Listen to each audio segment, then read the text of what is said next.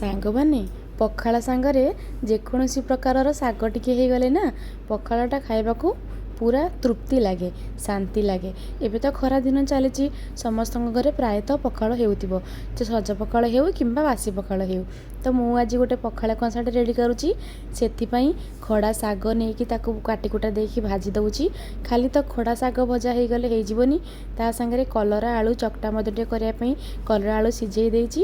ଆଉ ତା ସାଙ୍ଗରେ ସାଙ୍ଗମାନେ କଣ୍ଟେଇ ମୁଣ୍ଡି ବାଇଗଣ, ଯେଉଁଟା ନୟାଗଡ଼ର GI ଟ୍ୟାଗ୍ ପାଇଥିବା ବାଇଗଣ, ତାକୁ ମଧ୍ୟ ଟିକେ ତେଲରେ ସେକି ନେଇଯାଉଛି। ତାକୁ ଗୋଟେ ଚକଟା ପାଗଟେ କରିବା। ତ ଏବେ ଚାଲନ୍ତୁ ସାଙ୍ଗମାନେ, ଖରା ଦିନେ ପଖାଳ କଂସା ରେଡ଼ି, ତା ସାଙ୍ଗରେ ବାଇଗଣ ଚକଟା ପାଗ ଗୋଟେ ରେଡ଼ି, ଆଉ ତା ସାଙ୍ଗରେ କଲରା ଆଳୁ ଚକଟା ରାଗୁଆ ରାଗୁଆ ଲଙ୍କା ଦିଆ ହେଇକି ଚକଟା ହେଇଛି ସେଇଟା ମଧ୍ୟ ରେଡ଼ି। ତା ସାଙ୍ଗରେ ଆମର ଭେଣ୍ଡି ଆଳୁ ଭଜା ଆଉ ସ୍ପେଶାଲ୍ ଶାଗ ଭଜା ମଧ୍ୟ ରେଡ଼ି।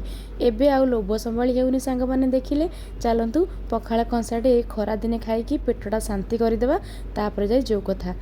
ଏବେ ମୁଁ ସବୁ ପଖାଳ ଖାଇ ଦେଇକି ପୁରା ଶେଷ କରିଦେଇଛି। ପଖାଳ କଂସା ପୁରା ଖାଲି। ତ ଆପଣଙ୍କୁ କେମିତି କ'ଣ ଲାଗିଲା ଜଣେ।